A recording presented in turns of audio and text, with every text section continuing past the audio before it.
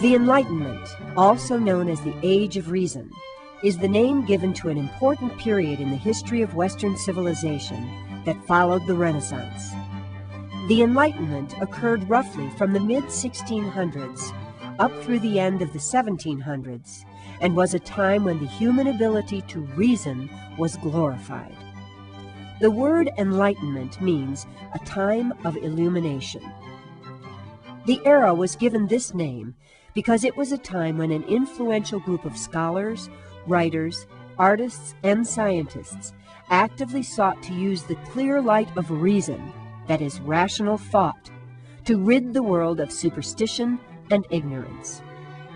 As a result of their efforts, tremendous improvements in the understanding of mathematics and science occurred, and bold new ideas regarding basic human rights and democracy were developed that served as major inspirations to revolutionaries in both America and France.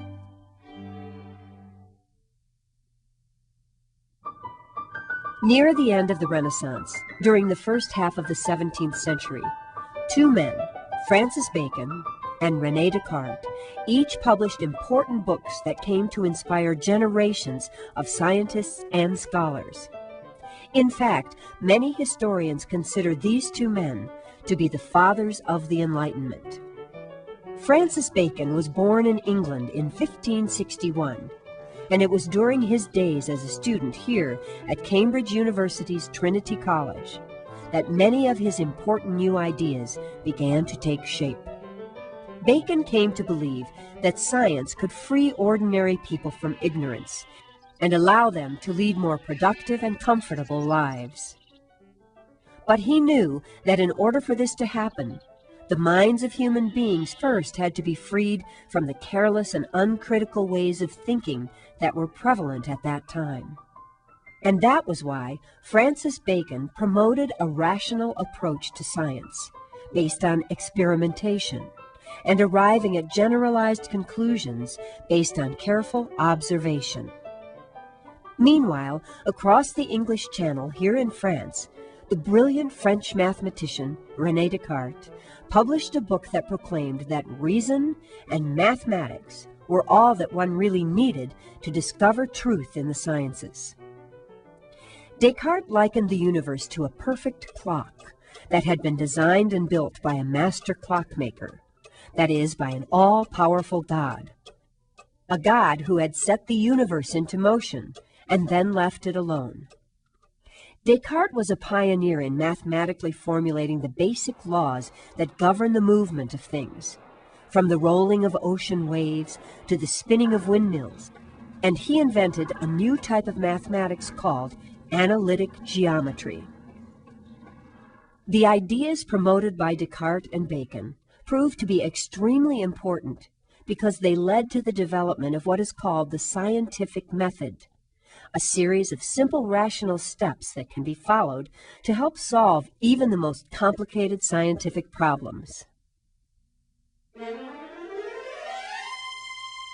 As the use of the scientific method developed by Francis Bacon and René Descartes took hold during the Enlightenment, an incredible growth in the understanding of mathematics, physics, chemistry, and biology occurred, thus greatly accelerating the scientific revolution that began late in the Renaissance.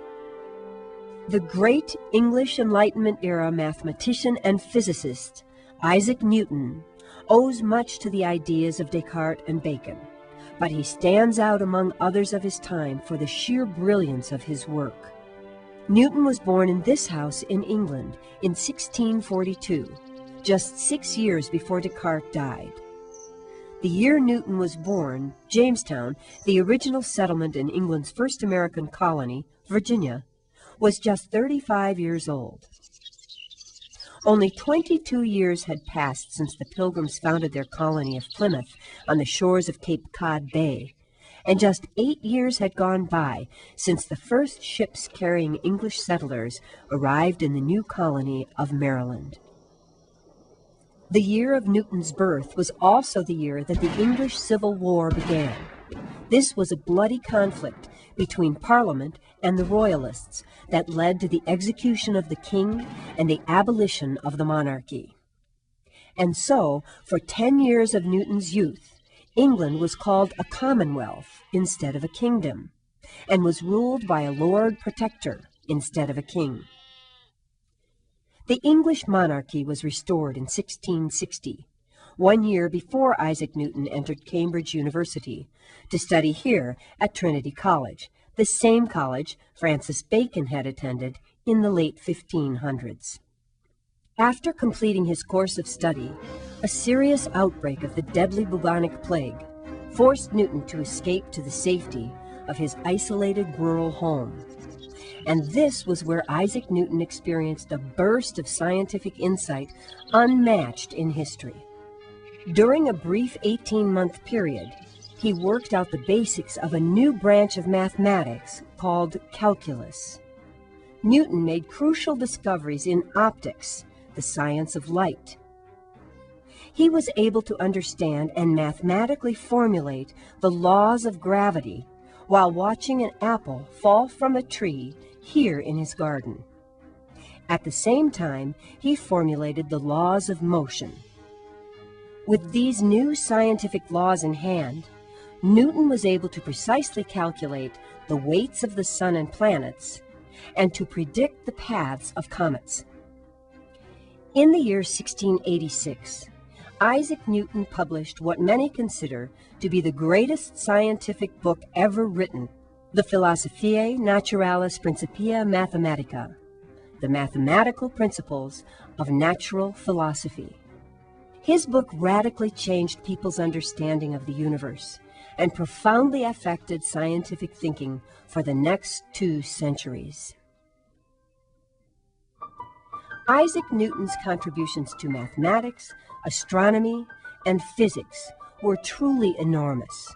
But the Enlightenment was also a time when others made significant contributions to science as well, including the study of chemistry, electricity, and biology, which grew as a science at an especially rapid rate, due in part to the use of the microscope, a scientific tool invented toward the end of the Renaissance. Using the microscope, the Dutch biologist Anton van Leeuwenhoek made detailed observations about a miniature world of living things, and he used mathematics to calculate the sizes of the populations of the organisms he studied. The English biologist Robert Hooke observed box-like compartments in slices of plant tissue and called them cells. Hooke chose this word because what he saw reminded him of the cells in monasteries where the monks live. Today, biologists still use the word cells to describe the basic building blocks of life. During the Age of Reason, another Englishman, William Harvey, became the first person to describe the circulation of blood and to make careful observations on the development of animals before they are born, that is, while they are still embryos. In the mid-1700s, a Swedish botanist named Carolus Linnaeus came up with a logical method for classifying, scientifically grouping and naming the Earth's vast and bewildering variety of living things, thus founding the modern science of taxonomy, or biological classification. Under Linnaeus's classification system, creatures are grouped according to their similarities and differences. Classification of an organism always begins with its kingdom. These are its most generalized traits, for example, whether it is in the plant kingdom or in the animal kingdom. And then it is placed in a series of different classification subgroups, such as its family, order, and genus, until finally arriving at the unique characteristics that define it as an individual species. Linnaeus's basic system of biological classification is still in use today. And although it is constantly undergoing changes, it has proven to be a useful tool over the centuries in helping biologists understand the complex relationships that exist among living things. Back when Carolus Linnaeus and Isaac Newton were making their great discoveries, people like them were known as natural philosophers. Today, they would be called scientists. Philosophers are people who seek wisdom or knowledge. During the Enlightenment, while natural philosophers sought to understand natural things, such as the motion of the planets or the behavior of microscopic organisms, other philosophers concentrated on the mind, political subjects, and other more abstract concepts as well. One of the most important philosophers to focus on political subjects was an Englishman named John Locke, who lived from 1632 to 1704. Locke believed that the power of a government to rule must come from the consent of the governed. In other words, that people should be able to choose who governs them. Locke took comfort in England's glorious revolution of 1688, in which the king was forced to relinquish a large amount of his power to parliamentary representatives. He promoted the idea that every human being was born with three basic natural rights: those of life, political equality or liberty, and the ownership of property. Locke also promoted freedom of the press, educational reform, and religious tolerance, and called for the overthrow of governments that failed to protect basic human rights. In France, several great Enlightenment philosophers wrote passionately about human rights and democracy as well. French philosopher Voltaire, for example, championed the idea of freedom of speech with his famous statement, "I disapprove of what you say, but will defend to the death your right to say it." While another Frenchman, Montesquieu, called for a complete separation of powers to maintain balance in government, which was to be accomplished by creating separate legislative, executive, and judicial branches of government. Nearly all philosophers of the Enlightenment era wanted to see a strict separation of church and state as well, for they realized that mixing government and religion was almost always a recipe for disaster. The Enlightenment philosophers themselves were usually deists, people without traditional religious beliefs, who believed in what they called nature's God. That is, in an all-powerful spiritual force that had created the universe and everything in it, but then left it alone. The ideas of the Enlightenment philosophers were deeply admired by the leaders of both the American and French revolutions. In fact, Thomas Jefferson fell back on them time and time again when he was composing the Declaration of Independence, as did the framers of the United States Constitution when they worked out a plan of government for the new American democracy.